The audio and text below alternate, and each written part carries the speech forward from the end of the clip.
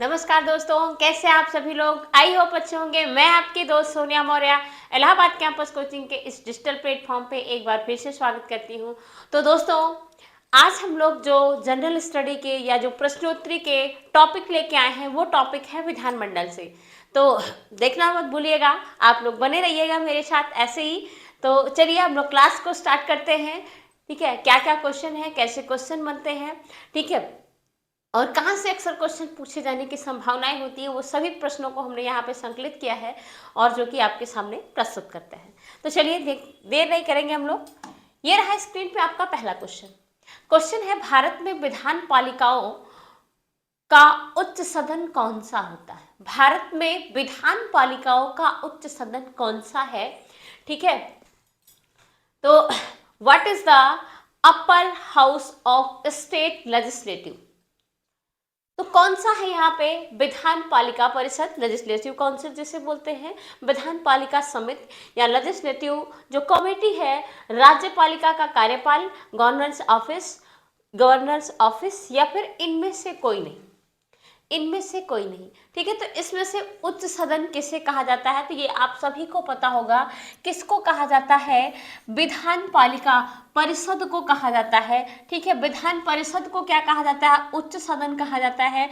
जबकि जो हमारी विधान सभा है इसे क्या कहा जाता है, निम्न सदन कहा जाता है।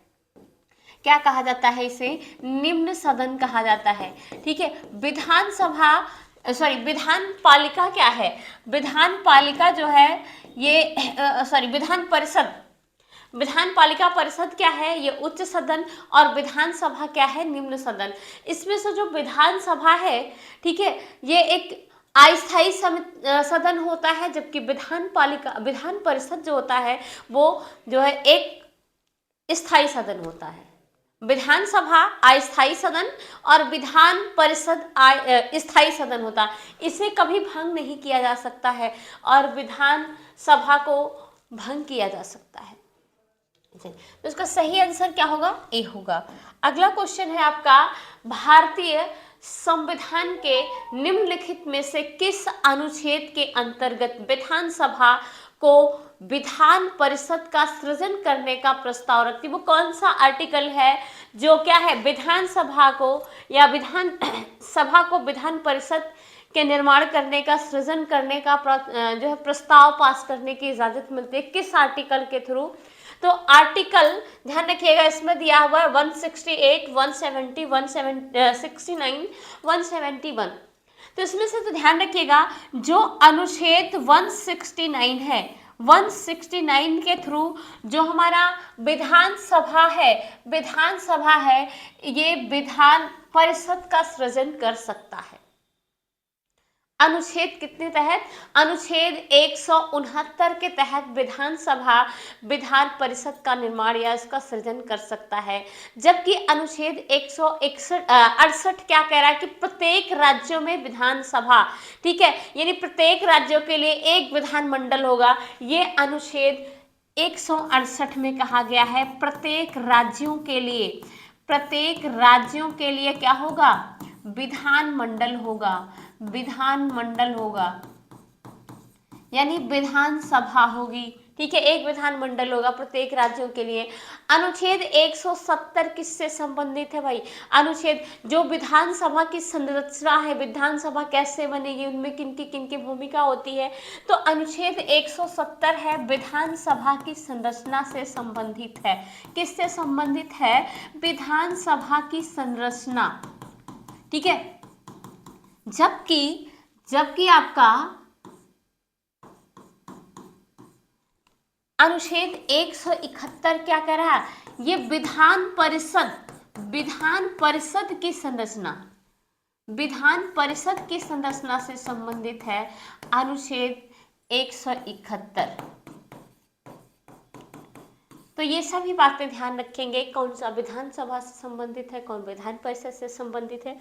अगला क्वेश्चन लेते हैं हम लोग, उत्तर प्रदेश की विधान परिषद में राज्यपाल द्वारा कितने सदस्य को मनोनीत किया जाता है। उत्तर प्रदेश के विधान परिषद में राज्यपाल के द्वारा कितने सदस्यों को मनोनीत किया जाता है।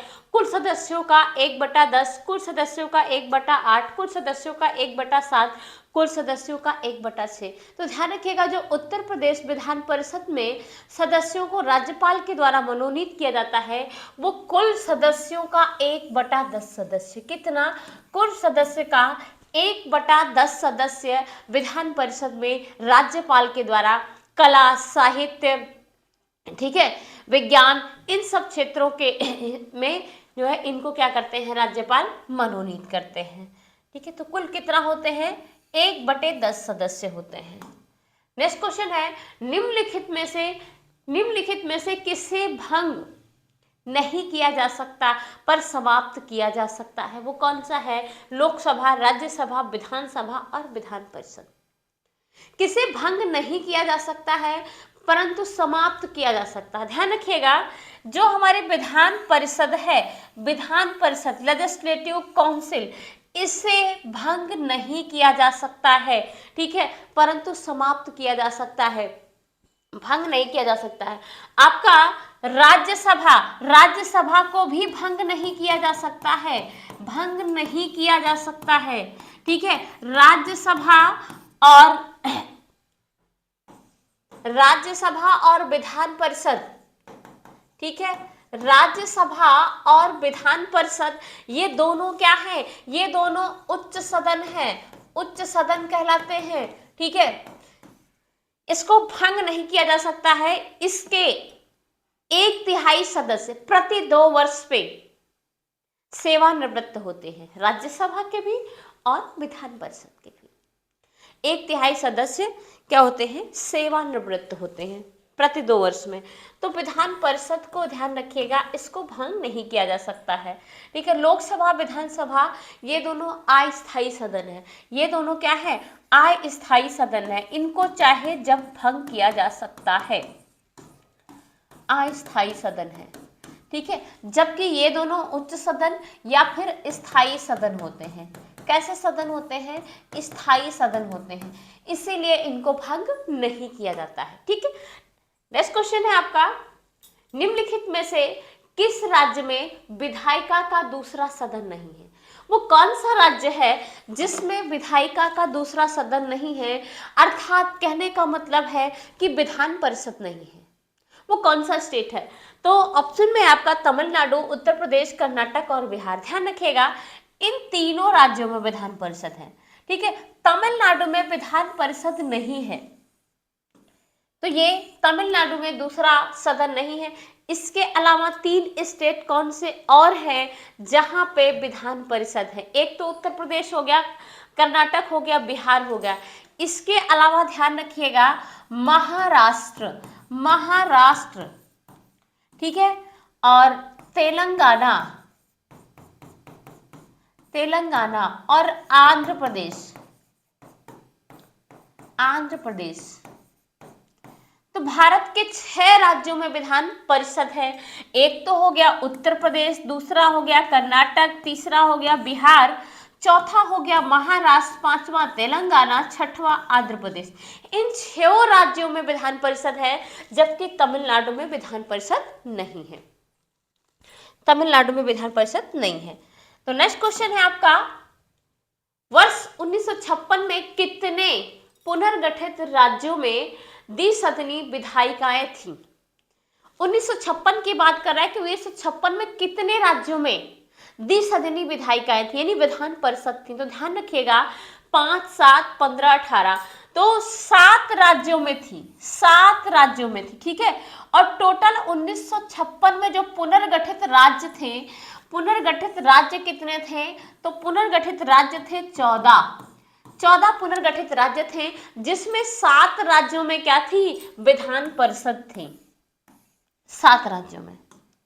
नेक्स्ट क्वेश्चन है, भारतीय संविधान के अनुच्छेद 170 के अनुसार राज्य की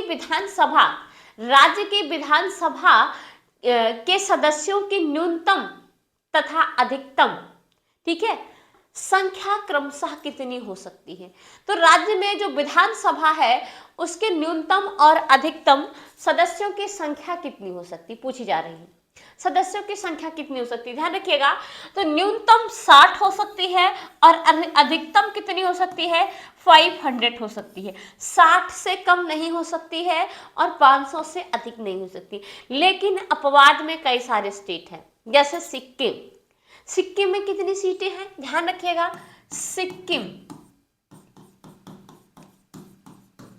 ठीक है, तो यहाँ पे 32 सीटें हैं। गोवा, गोवा में 40 सीटें हैं। ये सभी क्या है, अपवाद है। सिक्किम हो गया, गोवा हो गया, मिजोरम हो गया, पुदुचेरी हो गया, इन सब अपवाद हैं, ठीक है। पुदुचेरी, पुदुचेरी विधानसभा में भी कितनी सीटें हैं, 33 सीटें हैं। और आपका इसके अलावा मिजोरम, मिजोरम यहां पे भी 40 सीट है, 40 सीट है। तो इस तरीके से ये राज्य क्या है, अपवाद में रखे जाते हैं। 60 से कम नहीं हो सकती, 500 से अधिक नहीं हो सकती, ध्यान रखिएगा। तो कौन है, ये ऑप्शन नंबर डी। अगला क्वेश्चन है, निम्नलिखित युग्मों में से कौन सा एक सुमेलित नहीं है। विधानसभा दिया हुआ है और सदस्यों की संख्या दी हुई है। गोवा बिल्कुल करेक्ट है, अभी हमने देखा। उत्तराखंड में 70 सीट है, ये भी सही है, ठीक है। जबकि मणिपुर दे रखा है 62, तो मणिपुर में ध्यान रखिएगा 62 सीटें नहीं है, मणिपुर में 60 सीटें हैं। कितनी है, 60 सीटें हैं। बाकी उत्तर प्रदेश में 403, ये भी करेक्ट है, ठीक है। और यहाँ पे भी सही है, ये भी सही है, सभी सुमेलित हैं। ये मणिपुर वाला ऑप्शन आपका कितनी सीटें हैं, 60 सीटें हैं, ठीक है। तो ये ध्यान रखिएगा।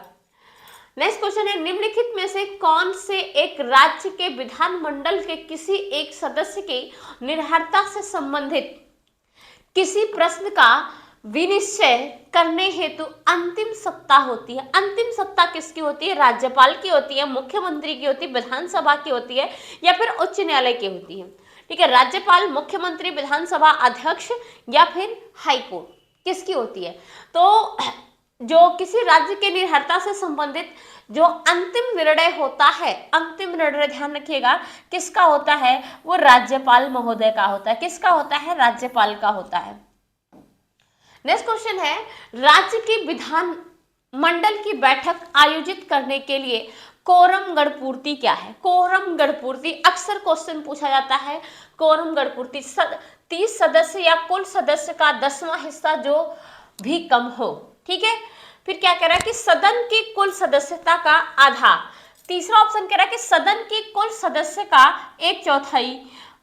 और चौथा ऑप्शन क्या कह रहा है कि 10 सदस्य या कुल सदस्य का 10वां हिस्सा जो भी अधिक हो।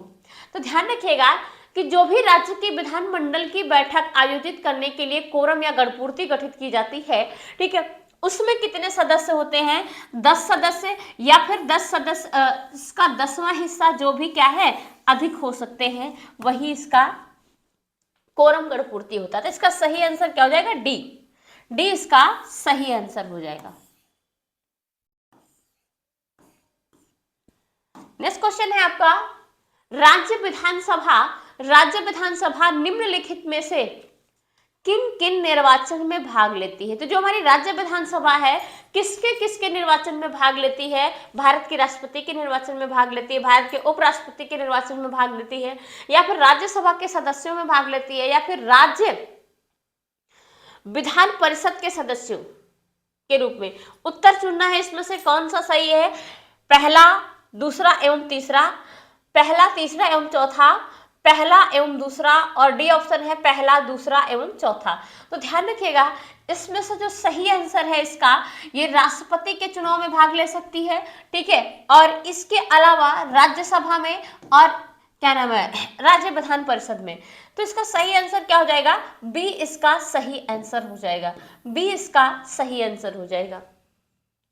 नेक्स्ट क्वेश्चन है,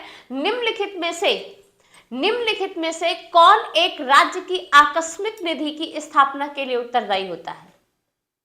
किसको राज्य की आकस्मिक निधि के लिए उत्तरदायी माना जाता है? तो किसी राज्य का विधानमंडल, संसद, राष्ट्रपति या फिर उपयुक्त में से कोई नहीं। तो ध्यान रखिएगा, जो आकस्मिक निधि के लिए उत्तरदायी माना जाता है वो विधानसभा को माना जाता है। जो राज्य का विधानमंडल है, लेजिस्लेटिव असेंबली है, ठीक है, इसको उत्तरदायी जिम्मेदार माना जाता है। ठीक है, किसको? राज्य का विधानमंडल को, राज्य के विधानमंडल को। नेक्स्ट क्वेश्चन है धन विधेयक।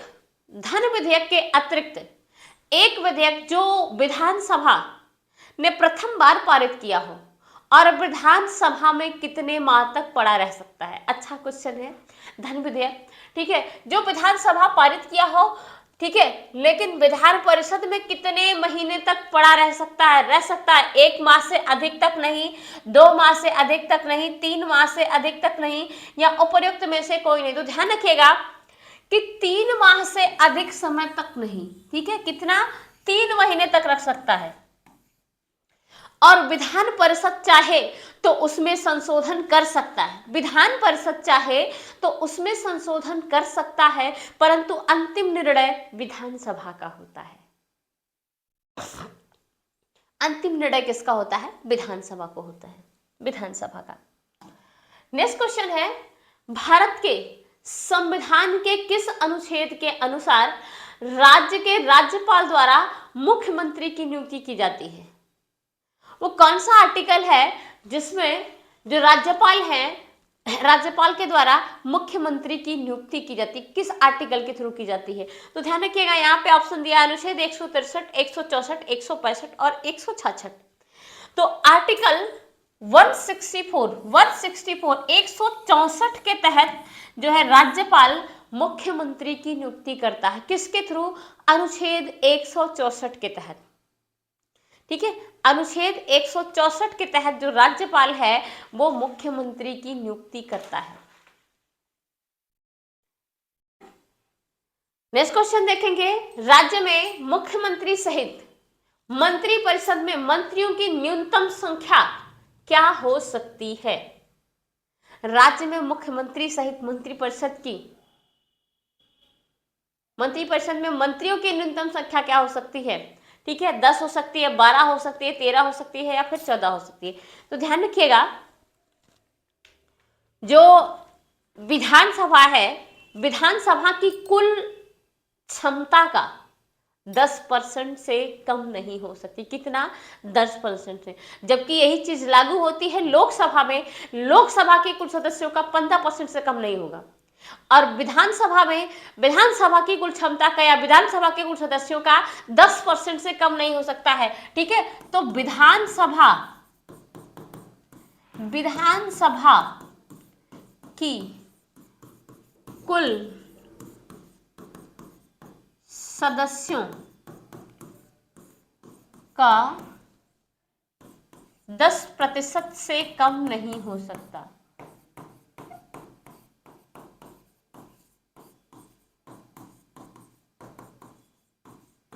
ठीक है, तो इसका सही आंसर क्या हो जाएगा?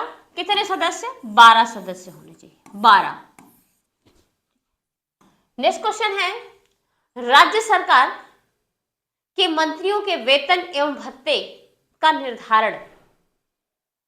राज्य सरकार के मंत्रियों के वेतन और भत्तों का निर्धारण किया जाता है मुख्यमंत्री द्वारा, राज्यपाल द्वारा, मुख्य सचिव द्वारा या राज्य विधानसभा द्वारा। किसके द्वारा किया जाता है भाई? राज्य के मंत्रियों का वेतन और भत्ते का निर्धारण। ध्यान रखिएगा, जो राज्य के मंत्री होते हैं इनके वेतन और भत्ते का निर्धारण किसके द्वारा किया जाता है? तो राज्य विधानसभा के द्वारा किया जाता है, जो लेजिस्लेटिव असेंबली होती है इसके द्वारा किया जाता है। ठीक है, नेक्स्ट क्वेश्चन है, भारत के किस राज्य में सर्वप्रथम महिला मुख्यमंत्री थी? भारत के किस राज्य से सबसे पहले महिला मुख्यमंत्री बनी थी? तो वो है हमारा उत्तर प्रदेश भाई। और देश की पहली महिला मुख्यमंत्री कौन थी भाई? देश की पहली महिला मुख्यमंत्री तो यही थी, उत्तर प्रदेश से ही। ठीक है, पहली महिला मुख्यमंत्री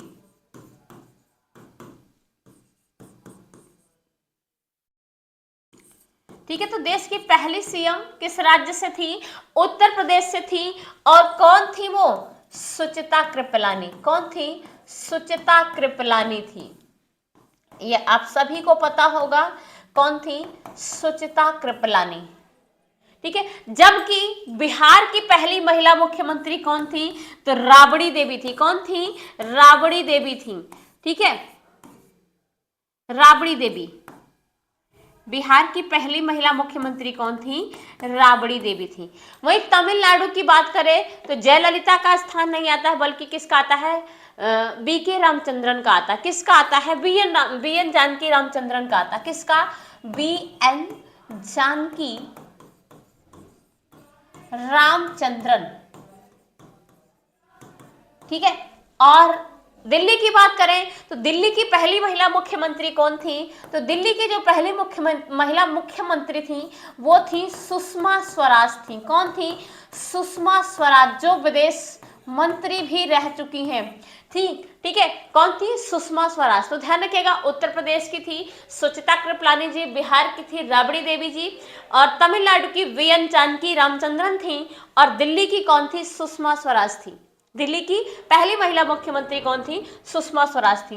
नेक्स्ट क्वेश्चन है, भारत में एकमात्र राज्य है जहां सामान्य कॉमन सिविल कोड लागू, यानी है ना, सामान्य नागरिक संहिता जहां पे आज भी लागू है, सभी को समान अधिकार दिया जाता है, तो वो भारत का इकलौता राज्य है गोवा। कौन सा राज्य है? गोवा। गोवा में कॉमन सिविल कोड लागू किया गया है। नेक्स्ट क्वेश्चन है, राज्य विधान परिषद के सदस्य का कार्यकाल कितना होता है? ध्यान रखिएगा, जो राज्य विधान परिषद के सदस्य का कार्यकाल होता है वो 6 वर्षों का होता है। कितने वर्ष का होता है? 6 वर्षों का। जबकि विधानसभा का जो कार्यकाल होता है वो 5 वर्ष का होता है। कितना होता है? 5 वर्ष का होता है। ठीक है, तो इसका बी वाला ऑप्शन से हो जाएगा। अगला क्वेश्चन है, राज्य शासन के कार्यों की प्रक्रिया सिद्धांतों का निर्णय वाली प्रमुख शक्ति किसके पास होती है? योजना आयोग के पास होती है, कि मिनिस्टर के पास होती है, या चीफ मिनिस्टर के पास होती है, या फिर सेक्रेटरी के पास होती है, सचिवालय के पास होती है? तो राज्य में ध्यान रखिएगा, जो शासन के कार्यों की प्रक्रिया का सिद्धांत होता है उसकी जो प्रमुख शक्ति होती है किसके पास होती है? तो वो होती है सचिवालय, यानी सेक्रेटरी के पास होती है। किसके पास होती है? सेक्रेटरी के पास होती है। तो थैंक यू दोस्तों, फिर मिलते हैं किसी नेक्स्ट वीडियो में और किसी नेक्स्ट टॉपिक को लेके। तब तक के लिए धन्यवाद, और आप लोग ऐसे ही हमारी वीडियो को देखते रहिए और लाइक करिए, सब्सक्राइब करिए।